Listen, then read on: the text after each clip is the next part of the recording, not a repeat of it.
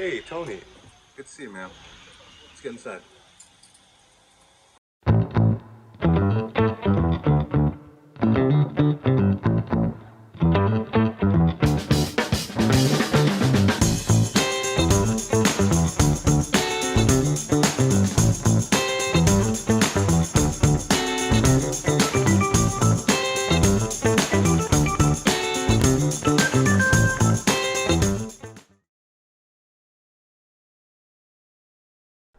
My origin story.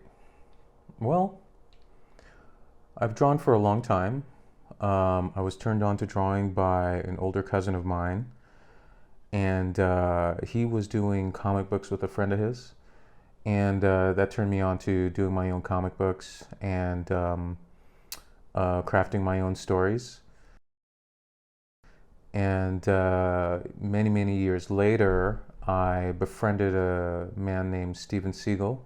And he explained to me that people were actually making money doing comic books. This is around the time that Image was blowing up. I decided right there and then that I'm going to try and make a living as an artist. And trying to get into Image kind of imploded. The whole comic book market kind of imploded. And a friend of mine was doing animation, and he told me, hey, why don't you get into animation?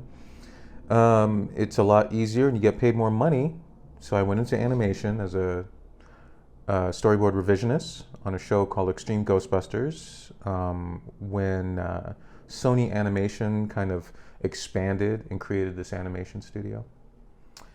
And at some point, the idea of doing television commercials and TV and features, it it came along, and I decided to sort of evolve into that space. I mean, I would have to say that getting hired to work at Sony Animation was probably the start, because prior to that, I was working in retail and not really sure what I wanted to do. I've always drawn, but I didn't think that I could make money out of doing it. But a guy named Frank Squilacci basically gave me an opportunity uh, to work as a professional at Sony Animation, and from that moment on, I made that transition out of the retail space into the professional space, and a lot of good stuff has come from that. That's the start of my professional artistic career, really. The reason why I chose storyboarding is because I'm just basically a frustrated director, um, and directing didn't seem like something that was possible. And as I got older, I realized how little um, influence a director has in the kind of stories that he wants to tell. Like, one of my favorite directors is John Carpenter, and I just assumed that all directors were like that. They took care of the score, they did, they wrote it, and they directed the stories that they wanted to direct. So basically, storyboarding was a way of being able to direct and to be able to control all those things, much in the same way that John Carpenter is kind of like this auteur creative. Uh, and it paid pretty well, and that's why I chose storyboarding.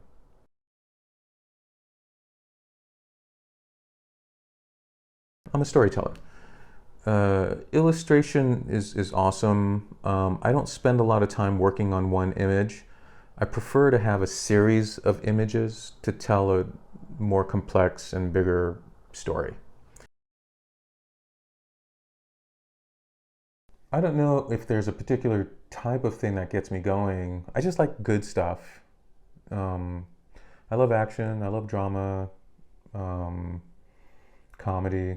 It's all good. It's all inspiring. I love watching a lot of K dramas.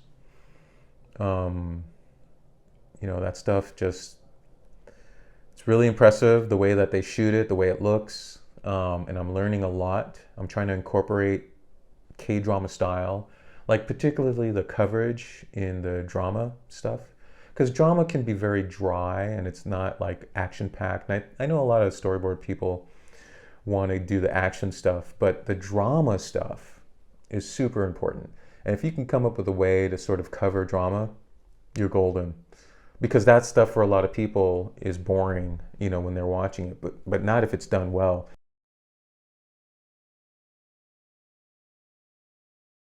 I am up for pretty much anything. I work in animation, I do commercials, I do television, I do features. I'm working in the comic space, creating my own IP. I'm kind of I'm all over the place when it comes to that stuff. And I'm fortunate that I have a skill set that applies to many different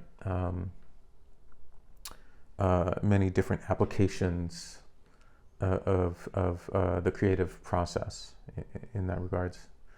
So yeah, I don't know if I have anything in particular. Lately it's been features and television, but yeah, I don't paint myself into a corner and say I only do this. I don't have the luxury to do that. Features and television series, I like that space. I could see myself doing way more than what I'm currently doing. I'd love to just sort of leave commercials in the back, because there's just more time with television series and features, and time allows you to make good stuff. They'll assign me a section, I'll read that, and as I'm reading, when I got like hard copy scripts, I would just start drawing in the margins of scenes or ideas that came to me as I was reading it. I had a pretty strong idea of how I would see something. I would read a script or I would read a scene, and images would start coming based off of my experience in doing it my own way. And since I can't read a director's mind, I'm going to do it my way. And then, unless a director comes to me with a shot list and they have a very strong idea visually, or a very strong visual language that I can kind of reference, I could look at their previous work and say, so you like this kind of composition, and I'll incorporate that stuff, but it's still my take.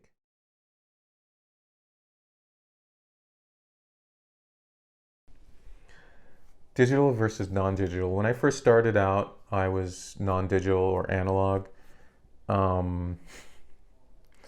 Using whiteout, using post-its, erasing, getting the right pencils,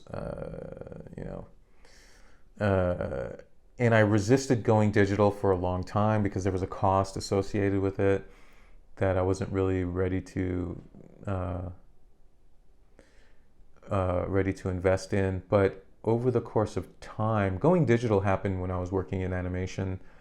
I didn't really have a choice, and I work digitally, now, because there are things that are happening that I'm capable of in a digital workflow that would just take too long if I was doing it analog. That doesn't mean that I'm faster. It just means I'm capable of doing more. And I like it. I love digital. I do my comic books that way. Everything is digital now. Yeah, I love it. I won't look back to analog. Not turning in the work. That's probably the biggest taboo, because a lot of people are depending on it. If you don't do your job, it slows everything else down. That's hurting a lot of people. So I would say, like, not turning in the job. And I've known plenty of people who've done that. They couldn't handle it for whatever reason, or something happened in their personal life that they couldn't do it anymore.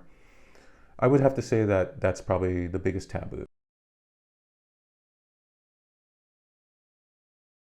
Working in animation as long as I did, I got a chance to really experience a lot of stuff where you overpromise, you dig yourself a hole, and the only way out of those situations is you're up until 3, 4, 5, 6 o'clock in the morning, tired, and you You turn it in before everyone turns on their computers in the morning. That's the only solution for the majority of problems.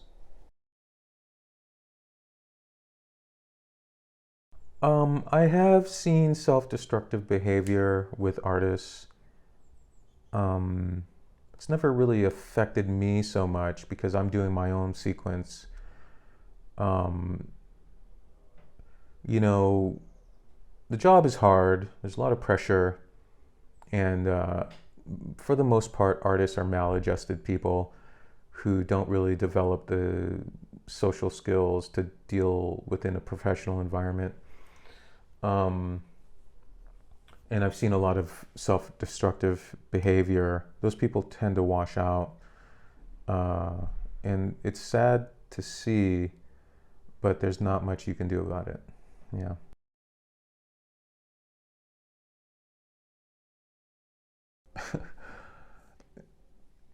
There's a director named Gareth Edwards. He did Rogue One, Godzilla, and I think he's a great director. He reached out to me and said that he loved my work and was having a tough time working on this scene, and he wanted my help. Um, that was huge. Uh, and so I went over there and we worked it out.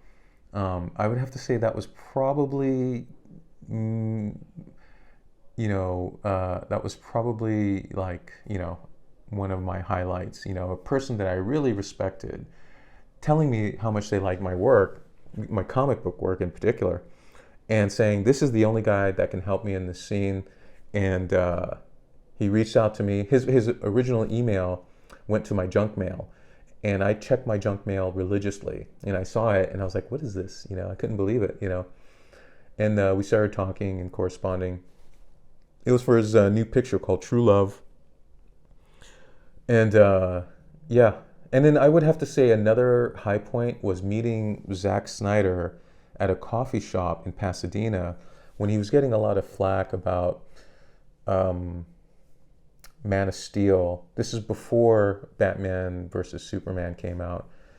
And I don't normally go up to people like this, but I had to because I felt like I was carrying his banner for many years. I just went up to him. I was like, look, are you Zack Snyder? And he's like, yeah. And he was a super cool guy. I go, look, forget these people who are totally like harping on you. What you're doing is amazing. I think it's fantastic. And we had like basically a general for 15 minutes just talking, and he told me he was reading the script for to Justice League, and he showed me some images from Batman v Superman. It hadn't come out yet, and I showed him my website, and he goes, "Oh, okay, so let me get your information." I gave him my information. That was a huge.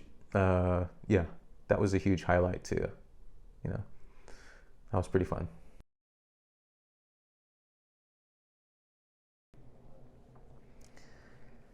I don't think so. I've never thought I was a fraud or doubted my abilities. I don't think so. I just, you know what? I didn't have the time to doubt. There was a job was put before me, and I had to do it. I had to figure out a way to do it. And that didn't give me an opportunity to sit there and doubt myself. There was just no time to do that. Well, I think I've kind of touched on it earlier, which is like to remove yourself from the equation, remove your ego out of the equation. Weird things happen in this industry all the time.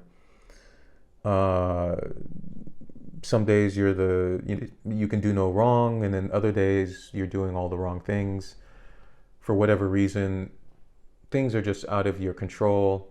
Um, and you have to be able to find a way to work within that, that situation. So I would have to say the thing I've learned the most is not to take it personally. Remove your ego from the equation, because you're not really doing art. You're doing a job, an art job.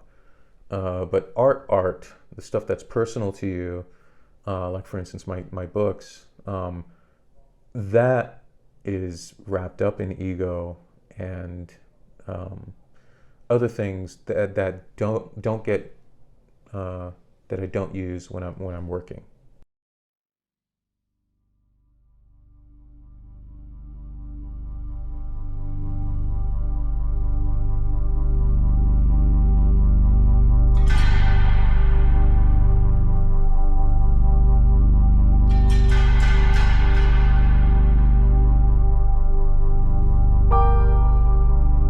I think it's the first time I've ever actually felt what the line workers in Detroit felt when they saw the first robot assembling a car that rolled off the assembly line.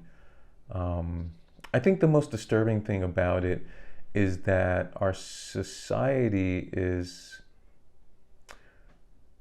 situated in such a way that there's no place for, or no support for the people that this technology will displace.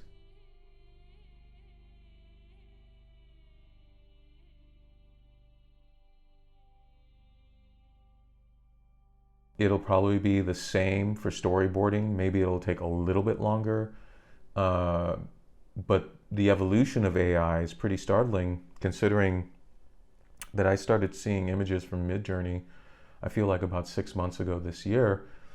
And within that time, you know, the initial images that I saw were kind of wonky conceptual designs. And over the course of 6 or 7 months, I've seen images that are pretty impressive. Images that are probably hard to tell the difference from a person that made it and a computer prompt that generated it. And I suspect that the average consumer won't care at some point. So it bodes ill. And I don't know. I don't know what the future holds, but it's definitely coming. And I guess we'll see. We'll see what happens next. Yeah.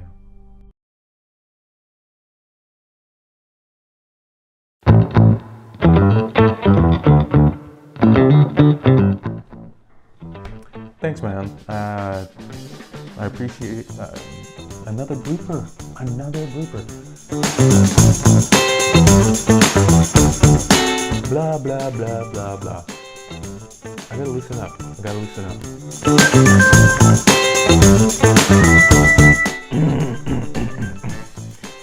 What is it? The Human Torch was denied a bank loan. The Human Torch.